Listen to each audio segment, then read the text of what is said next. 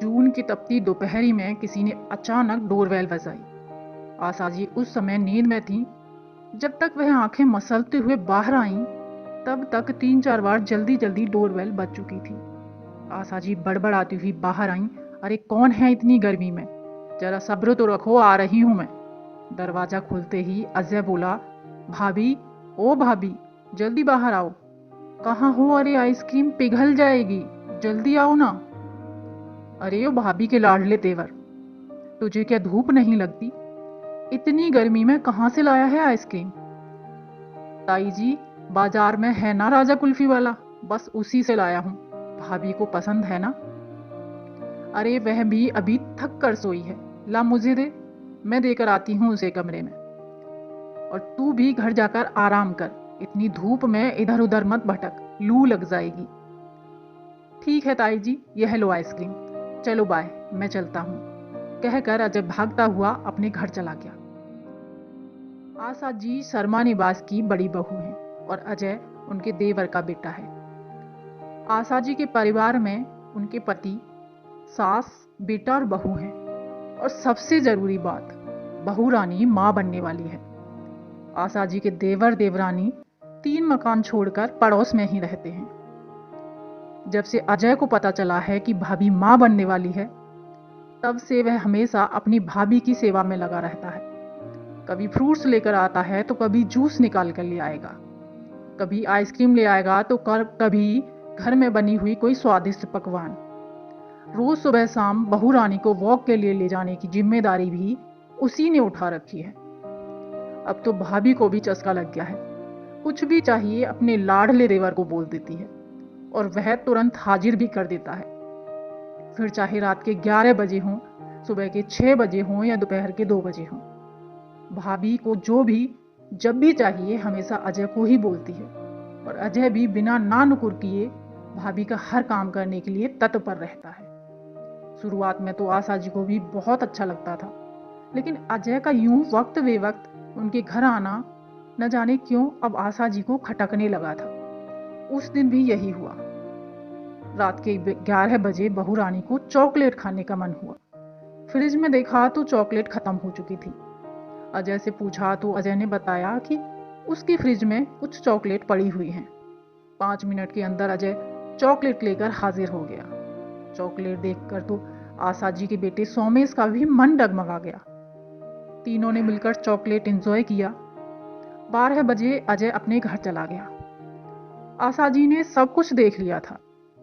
अजय को इतना लेट अपने घर में देखकर उन्हें बहुत बुरा लगा, लेकिन इतनी लेट किसी से कुछ भी कहकर वह किसी का मन खराब नहीं करना चाहती थी, इसलिए चुप रह गई। दूसरे दिन सुबह से ही आशा जी गुस्से में थी। किसी को कुछ भी समझ नहीं आ रहा था कि अचानक से उन्हें क्या हुआ है जो इतना गुस्से में है, परंतु अम्मा जी की पारखी नजरों ने सब कुछ समझ लिया था। दोपहर में जब आशा जी अम्मा जी के कमरे में पानी रखने गईं, तो अम्मा जी ने उन्हें अपने पास बिठा लिया। बहू, क्या हुआ है? सुबह से देख रही हूं तो परेशान है। कुछ भी तो नहीं हुआ अम्मा जी। देख आशा, तुझे इस घर में ब्याह कर आए हुए 35 साल हो चुके हैं और मैं तुझे बहुत अच्छे से जानती हूँ। चाहे तू मुझे कुछ बताए या ना बताए, मैं सब समझती हूँ। अजय का यूं वक्त बेवक्त अपनी भाभी के पास आना तुझे अच्छा नहीं लगता ना?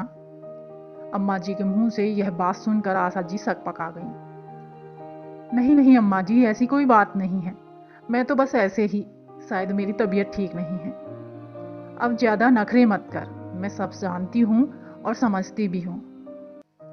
सही कहा अम्मा जी आपने। अजय का यूं वक्त बेवक्त घर आना, उस पर जब भी आता है कुछ न कुछ खाने को लेकर ही आता है। कोई देखेगा तो क्या सोचेगा कि हम बहू को खाने को नहीं देते, जो हर चीज अजय लेकर आता है। किससे कहूं, कौन मेरी बात समझेगा? आशा, तेरी बात तो बिल्कुल ठीक है, कोई देखेगा तो जरूर उल्टा मतलब ही निकालेगा। आशा, एक बात तो है, तेरी बहू तेरी तरह ही चटोरी है।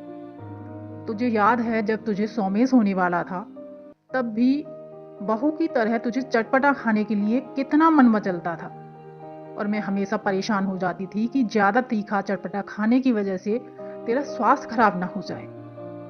हाँ अम्मा जी, ये तो बिल्कुल सही कहा आपने। मुझे चटपटा खाने का बहुत शौक था। और याद है कैसे मैं देवर जी को बोलकर वो रामलाल की चाट मंगवाती थी, और देवर जी चाट के साथ साथ फल भी लाते थे और कहते थे कि चाट खानी है तो फल भी खाने पड़ेंगे। और जब तुझे एसिडिटी हो जाती थी तो मुझसे ज़्यादा वह परेशान हो जाता था। कभी कहता भाभी को सौंप दो, कभी कहता भाभी को पुदीना दो, और कभी कहता अजवाइन दो। और फिर तुझसे जबरदस्ती बरामदे में चक्कर कटवाता था ताकि कोई दिक्कत ना हो। हाँ माँ जी, देवर जी ने ऐसे समय में मेरा बहुत ख्याल रखा था। राजेश तो हमेशा अपनी नौकरी के चलते बाहर ही रहते थे। देवर जी हमेशा साए की तरह मेरे आगे पीछे घूमते थे ताकि मुझे कोई तकलीफ ना हो। और मैं भी हमेशा यही कहती थी कि ऐसा देवर सबको मिले। मुस्कुराते हुए आशा जी बोली। तो फिर आज जब तेरी बहू को तेरे जैसा देवर मिला है तो क्यों परेशान हो रही है? सिर्फ इसलिए कि लोग क्या कहेंगे? आशा, ये पड़ोसी, ये समाज जब तक किसी के बारे में दो चार उल्टी सीधी बातें न कर लें, इनको खाना हजम नहीं होता। इसलिए इन सब की चिंता छोड़ दे। और जिस तरह तूने अपनी गर्भावस्था में अपने देवर से लाड़ लड़ाया था ना, वैसे ही अपनी बहू को भी मौका दे। छोटी छोटी बातें कब गलत फहमियां बन जाती हैं और रिश्तों में दरार डाल देती हैं, पता भी नहीं चलता। इसलिए समय रहते संभल जा। तुमने भी अपनी जिंदगी जी है, उसे भी जीने दे। देवर भाभी के बीच में मत बोलना, ना ही कुछ फालतू सोचना। आप सही कहती हैं माँ जी। जब से घर में बहू बनकर आई हूँ, हमेशा आपने मुझे पूरा मान सम्मान दिया है और प्यार दिया है। तो फिर मैं क्यों ना अपनी बहू को इस सौगात से दूर रखूं? और यह तो देवर भाभी के बीच की बात है, वही जाने मैं क्यों बीच में पड़ूं। वैसे एक बात तो है अम्मा जी, आपकी अनुभवी नजरों से कुछ नहीं छिप सकता। अच्छा, मस्का लगा रही है? चल जा, 4 बज गए हैं, तू भी थोड़ा आराम कर ले। दादी बनने वाली है, अब तो तू भी बुढ़ों की लिस्ट में शामिल हो जाएगी। ठीक है अम्मा जी। इतना कहकर आशा जी ने अम्मा जी को गले लगा लिया।